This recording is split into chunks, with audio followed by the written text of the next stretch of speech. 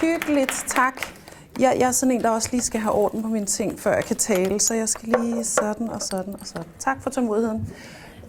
Jeg hedder Stephanie, og jeg har været forhandler hos doTERRA siden 2019. Og jeg har været selvstændig kosmetolog i mere end 20 år, og derfor er jeg blevet inviteret til at tale lidt om hudpleje i dag. Så jeg håber, I er friske, klar, maverne er fulde, og I vil gerne høre en hel masse om, hvordan vi kan få smukkere og mere glødende hud. Håber jeg. Det jeg laver til dagligt, det er, at jeg rådgiver kvinder og mænd omkring alt, hvad der har med udseende at gøre. Det være sig, hvordan optimerer jeg min hudpleje? Har jeg brug for noget, der er lidt mere invasivt end hudpleje?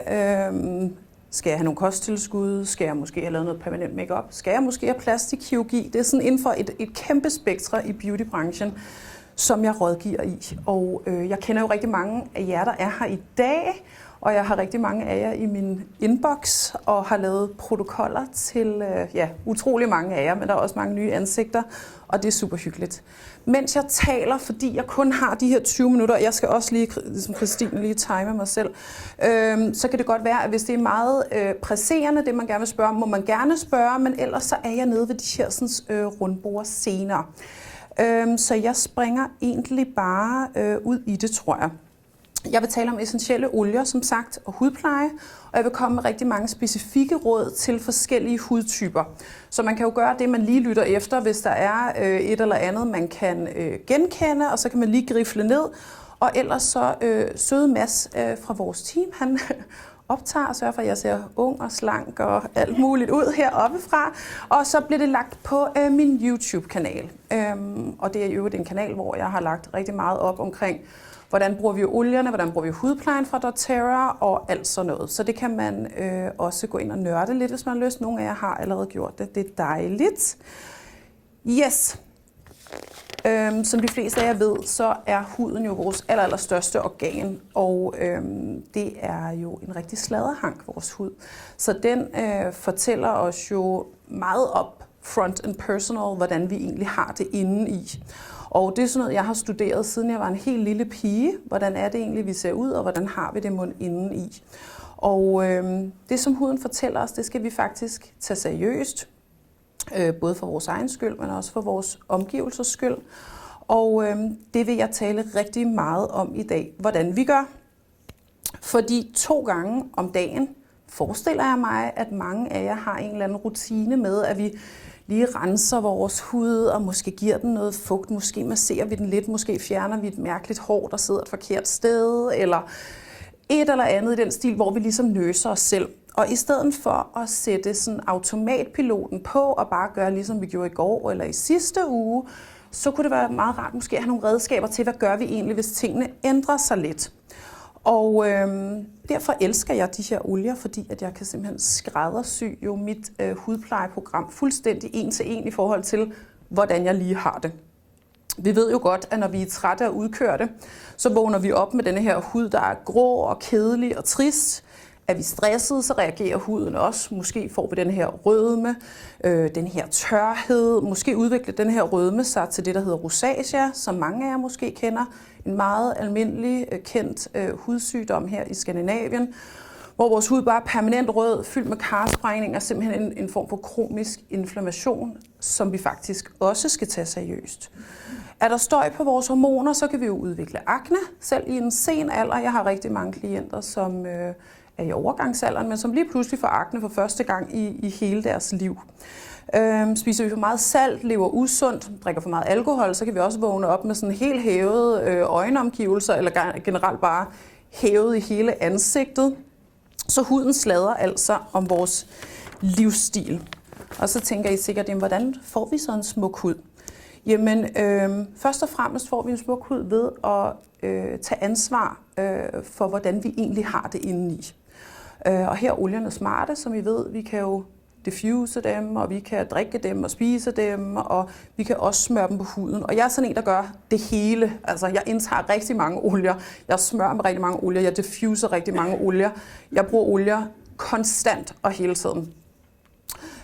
Ikke alle olier er jo lige lækre at smøre på huden. Hvis man nogensinde har prøvet lige at forveksle oregano for copaiba, så ved man, at det ikke altid er super hensigtsmæssigt. Jeg har prøvet nærmest det hele, fordi jeg bare er nysgerrig og bare gerne vil vide, hvordan føles denne her, og hvad kan denne her egentlig give mig.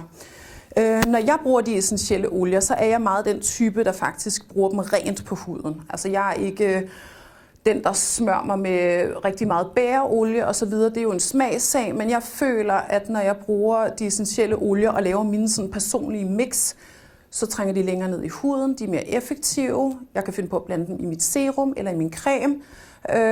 Men det er jo som sagt en smagssag, hvordan reagerer huden osv. osv. Men jeg tænkte, vi skulle starte med nogle helt almindelige hududfordringer. Er der nogen herinde, der kender til at have tør hud i ansigtet? Ja. Jeg havde håbet på flere hænder. Nå, er nogen, der tør? Hvem har tør hud i ansigtet? Yes, tak for det. Her er nogle af de rigtig gode olier jo. Frankincense, det kunne være yarrow palm. Godt, I skriver. Okay, ja, så taler jeg ekstra langsomt. Min mand har lige sagt til mig, tal nu langsomt, skat. Og jeg er sådan lidt, jeg har kun 20 minutter så. Frankincense, yarrow palm, geranium og myre er nogle af de der virkelig sådan nærende olier, der er fyldt med antioxidanter, som beskytter huden mod de her frie radikaler og solens stråler, forurening, alt det her, I ved, UV-lys osv. De reparerer huden og nærer huden, og vi kan ikke rigtig få nok af dem, hvis vi har en eller anden form for tendens til tør hud. Faktisk er det sådan, at jeg altid anbefaler folk at bruge en eller anden form for en essentiel olie med rigtig mange antioxidanter i til dagligt. Altså inden vi simpelthen går ud af døren i sollys, i forurening og alt det her. Minimum en olie i enten serum eller creme, som indeholder masser af antioxidanter. Min go-to er myre, fordi den er rigtig, rigtig høj på skalaen i forhold til antioxidanter. Men det kunne også være frankincense. When in doubt, use frankincense. Kender vi ikke alle sammen den? Den gælder både for nervesystemer, for hud og det hele. Så det smarte ved essentielle olier generelt er jo, at de booster vores hudceller, holder dem unge og vitale. Og her er jeg meget stor fortaler for det her med, at vi også indtager olierne. Nu har jeg bare lovet at tale rigtig meget om, hvad kan vi decideret smøre på huden, hvis vi har et givet problem. Men det virker altså også, hvis vi indtager olierne.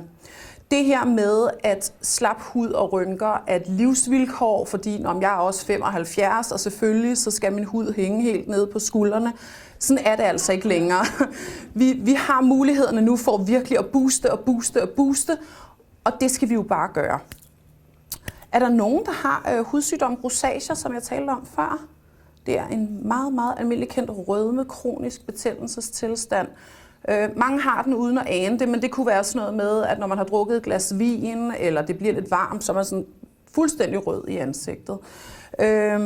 Her, der elsker jeg sådan noget som lavender, chamomile, og den olie, der hedder Blue Tansy, som I måske kender. Helt blå olie. Man bliver helt sådan smølfeagtig, når man har taget den på huden. Så det er sådan en, der er bedst at bruge til natten, fordi vi ser sådan lidt lille smule fjollet ud. Så har jeg skrevet også noget på, som mange måske kan sætte sig ind i det her med lidt tilstoppede porer eller akne. Og der er den super kedelige besked, at en af mine yndlingsolier netop til det er wintergreen. Men vi kan jo få wintergreen i den amerikanske shop, ikke også? Og birch kommer også i den amerikanske shop, og den har næsten sådan den samme struktur og kemiske opbygning som wintergreen. Men det er altså virkelig en af mine olier, total yndlingsolier til huden, fordi den giver det her glow, og den giver det her shine på den gode måde. Den hjælper med at forny hudens, booste hudens celler, så de sådan hurtigere bliver udskillet, giver en lille peeling af huden, virker porerensende. Den er rigtig god til folk, der også har lidt akne. Det kan vi alle sammen have i perioder.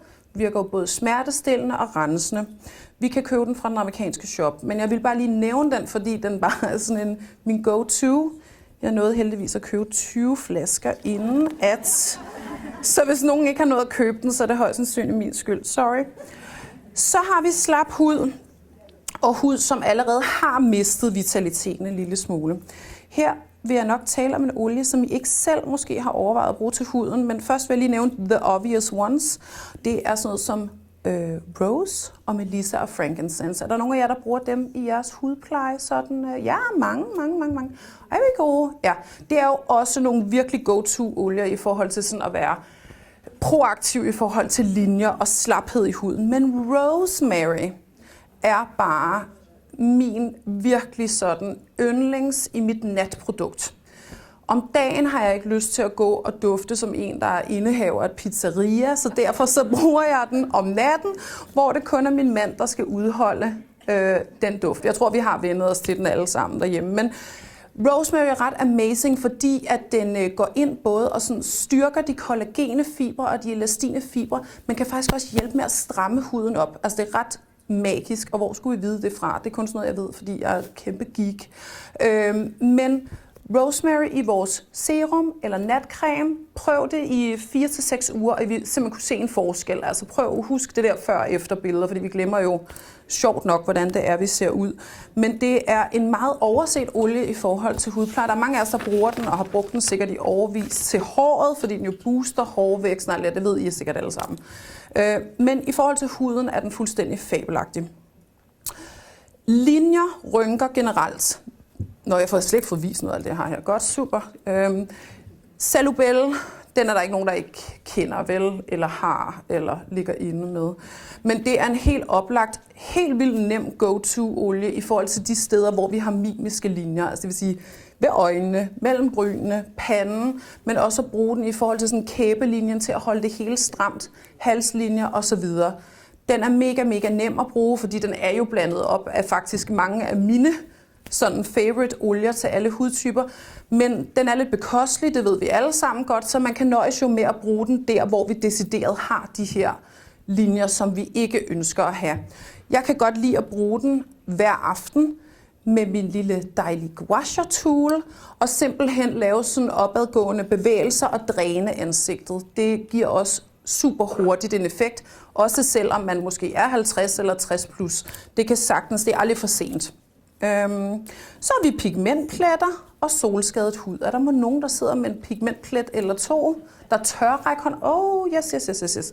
Jamen, det er også noget, jeg ser rigtig meget af. Og problemet med pigmentpletter, det er, at de er super svære at slippe af, men når man endelig er sluppet af med dem, så skal man bare dumme sig en gang og gå ud i solen, uden at have enten foundation eller høj SPF på, og så er de bare tilbage igen. Så det er super vigtigt at tage sig af det og blive ved med at tage sig af det. Her er jeg rigtig glad for Roman Chamomile og Lemon. Problemet med lemon er, at vi ikke såkaldt må bruge den om sommeren, medmindre vi er sådan nogle ligesom mig, der render rundt helt hysterisk med faktor 50 plus, solhat, kæmpe solbriller og alt det her halløj. Så lemon og Roman Chamomile er en super god kombi at bruge i forhold til at få lysnet huden, til at få pilet huden, faktisk på en ret mild og fornuftig måde. De fleste af os piler hud, hvis vi gør det. Nu, jeg kender jo ikke alle sammen, men jeg ved, dem, der er med i mit team, de har, vi snakker meget om at pile huden, og mange af os bruger en eller anden form for peeling med nogle forskellige mikrocellulose-dimser i, eller noget granulater, et eller andet spændende fra naturen. Men lemon kan faktisk gøre det på en super skånsom og super god måde. Jeg anbefaler altid, at man faktisk trapper lidt op, sådan så man starter måske med kun en gang om ugen og har lemon puttet i sin natcreme. Så vågner man op, vil være en lille smule overfladetør, det er ikke spor farligt. Og så tager man og putter for eksempel Yarrow Pom på, for at give noget ekstra næring. Men så kan man simpelthen trappe op, så ugen efter kan det være, at man kan bruge den både mandag og lørdag, og så kan det være ugen efter, at man kan sige, at vi kan bruge den 2 eller 3 gange om ugen. Det giver også hurtigt en flot, klar hud og virker virkelig på de her pigmentforandringer. Så har vi fedtet hud. Er der nogen, der har det? Eller er vi alle sammen alt for gamle til det? Nå, sådan. Yes, godt. Her er det ylang ylang. Og ylang ylang har jeg brugt i mange år til mit hår, men er også fuldstændig fabelagtig til simpelthen at rense porerne, men også til at balancere hudens pH-værdi. Så den forhindrer egentlig porerne i at overproducere tal. Super smart, og den dufter jo simpelthen så vidunderligt, så hvem vil ikke gerne gå og dufte af ylang ylang dagen lang. Er man hævet i ansigtet, som jeg talte om før, så har jeg fundet en fuldstændig perfekt opskrift, for det er lige præcis det, mit problem er. Det er sådan noget med, man sover for varmt, man har spist for meget salt, måske er man kommet til at drikke et glas champagne, inden man gik i seng. Virkelig dum idé. Så har jeg en behandling, der hedder Cypres, Rose, Geranium, Frankincense, Lavender og Roman Chamomile. Igen, lad være at blive bange, fordi jeg lover, at jeg lægger det ud. Skal jeg sige det igen? Den er ret magisk. Cypres, Rose, Geranium, Frankincense, Lavender og Roman Chamomile. Jeg har lavet min, fordi lige for tiden bruger jeg den rundt om øjnene like hele tiden, fordi den faktisk formår at få styr på det her med de der dumme hævelser. Og hvis jeg nu ikke havde så lang negle, kunne jeg også fange den. Så jeg laver dem i sådan nogle små bitte rollers her, fordi jeg synes, det er mere hygiejnisk. Stiller dem i køleskabet, og så hver morgen og hver aften henter jeg den i køleskabet, ruller. Og man kan sagtens bruge den i hele ansigtet, så ikke kun fordi man kan bruge den i ansigtet. Men nu har jeg altså nørdet det her i så mange år, og nu har jeg bare fundet ud af, at det er den magiske opskrift på hurtigt at få huden til at lægge sig, til at give det her glatte, lækre look, som vi alle sammen godt gider. Ja, jeg er også ved at have brugt min tid, kan jeg se. Vil I lige have min opskrift på sådan en forever young, forever altid flot hud, eller er I ligeglade og skal bare sætte mig ned igen? Okay, sådan. Så, 2 gange 4 dråber DDR Prime om dagen.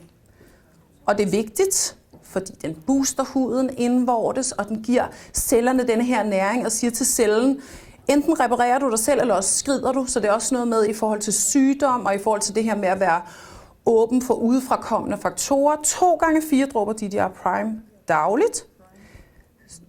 Hvad så? Indvortes, yes. Nej, undskyld, sagde jeg ikke det? Nej. Gud, sorry. Jeg er ved at være træt nu. Det er godt, jeg er ved at være færdig. 2 gange 4 dråber DDR Prime dagligt i en veggie cap. Ikke? Den smager ikke så godt, er vi ikke enige om det? Man kan jo også få den i soft gels. Jeg er bare sådan en, der spiser så mange olier, så jeg tilføjer den jo bare. Så skal vi selvfølgelig have vores nye kollagen. Der er vel ikke nogen, der ikke er på det nye kollagen, vel? Nej, eller hvad? Var der nogen, der sagde ja? Nå, okay, i gang. Den tager jeg altså om morgenen, fordi jeg bliver virkelig frisk og virkelig sådan vital og virkelig næret. Så jeg skal have min om morgenen og gerne på tom mave. Så har vi PB Assist hver dag også. Bare en enkelt kapsel tager jeg, enten om morgenen inden morgenmaden, eller om aftenen, når jeg er helt færdig med at spise, så den ligesom kan ligge og hygge sig hele natten igennem. Og det er jo selvfølgelig fordi, at vi kan ikke have en smuk hud, hvis vi ikke har en god tarmflora. Det ved de fleste af jer også. Så tager jeg 2 Terrazyme inden hver måltid. Nogle gange spiser jeg ikke morgenmad, så hopper vi over den, men så frokost og aftensmad.